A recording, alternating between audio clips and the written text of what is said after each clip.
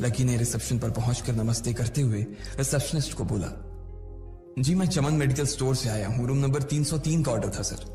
Reception पर खड़ा आदमी उसके हाथ में काली थैली को देखकर समझ गया था कि उसमें क्या था, और वो मंद ही मंद मुस्कुराते हुए बोला, 3rd फ्लोर पर है, लिफ्ट से चले जाओ, रेनकोट यहीं उतार देना। जैसा उस आदमी ने कहा, लकी ने ठीक वैसा ही किया और लिफ्ट में चढ़ने के कुछ ही देर बाद वो 3रे माले पर पहुंच गया था। वो रूम नंबर 303 के बाहर पहुंचा और उसने डोरबेल बजाई। जैसे ही दरवाजा खुला, लकी ने थैली आगे बढ़ाते हुए कहा, नमस्ते, मैं चमन मेडिकल स्टोर से लकी, ये आपका। इससे पहले कि लकी आगे कुछ कह पाता, उसकी आंखें फटी की फटी रह गई थी। उसने अपने सामने जो देखा, उसके बाद उसे ऐसा लगा कि बंद छत के नीचे भी उसके ऊपर आसमान से आकर एक जोरदार बिजली गिर गई थी। उसके सामने एक लड़की खड़ी थी। वो लड़की और कोई नहीं बल्कि उसकी गर्लफ्रेंड डिम्पल ही थी। उसने एक पर्पल कलर का नाइट गाउन पहन रखा था। उसके काले घने बाल गीले थे और उसने उन्हें अपने कंधे पर फैला रखा था। उसकी खुशबू से ही ये चीज साफ पता चल रही थी कि वो अभी अभी नहा कर आई थी। डिम्पल, तुम यहाँ क्या कर रही हो? लकी को अपनी आंखों पर विश्वास ही नहीं हो रहा था। उसने 2 बार अपनी पलकें झपका कर देखा, लेकिन दोनों बार ही उसे अपने सामने डिम्पल ही नजर आई। तुम यहाँ क्या मेरा पीछा करते हुए आए हो लकी? डिम्पल ने उल्टा उसी के ऊपर पलटवार करते हुए कहा। लकी को देखकर उसके दिल की धड़कन भी तेज हो गई थी। उसे उम्मीद नहीं थी कि लकी यहाँ आ जाएगा। उसने ना तो सुबह से उसे फोन किया था और ना ही उसके मैसेज का कोई जवाब दिया था। वो अपने मन में सोचकर बैठी थी कि वो अगले दिन खुद ही उससे मिलकर बोल देगी कि उसकी तबीयत खराब थी। डिम्पल बेबी, क्या हो गया है? किससे बात कर रही हो? अचानक से एक गबरू जवान सा लड़का दरवाजे के पास आकर खड़ा हो गया था। उसने बनियान पहन रखी थी। लकी उसे पहचान गया था। साले राहुल के बच्चे, तेरी हिम्मत कैसे हुई मेरी डिम्पल को हाथ लगाने की? लकी ने जैसे ही राहुल को देखा, उसके तन बदन में मानो आग सी लग गई थी। वो उसे इस वक्त इतना बुरा मारना चाहता था, इतना बुरा पीटना चाहता था, जिसकी कोई हद सीमा नहीं थी। लकी जिस कॉलेज में पढ़ता था, राहुल और डिम्पल भी उसी में पढ़ते थे, और वो कॉलेज राहुल के फादर का ही था। डिम्पल ने राहुल के पिता की एक कंपनी में जॉब पकड़ ली थी और राहुल उस पर बहुत लाइन मारता था। लकी ने 1-2 बार डिम्पल को उससे दूर रहने के लिए भी कहा, लेकिन डिम्पल ने उसे यह कहकर टाल दिया था कि वो सिर्फ अच्छे दोस्त थे।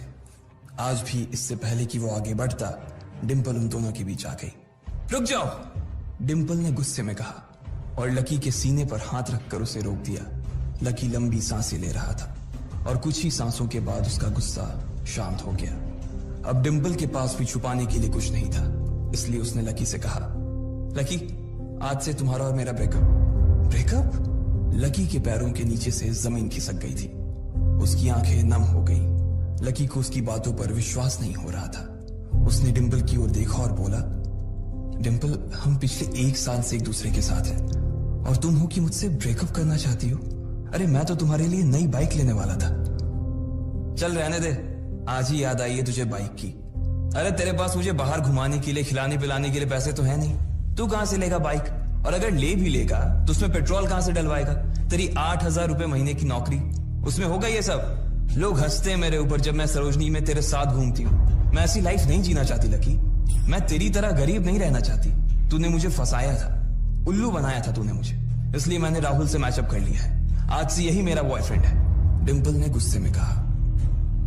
अच्छा, तो बेबी ये है तुम्हारा वो बेकार सा एक्स बॉयफ्रेंड? राहुल ने पूछा और डिम्पल के बगल में आकर खड़ा हो गया।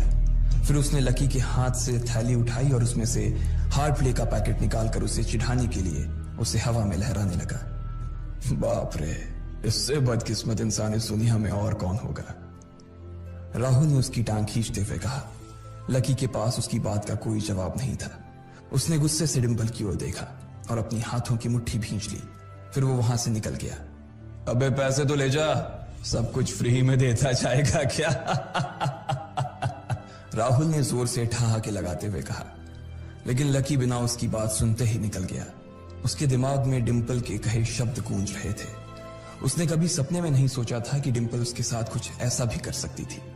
जिस इंसान के लिए वो इतना कुछ करना चाह रहा था, उसे उसकी कोई कदर ही नहीं थी।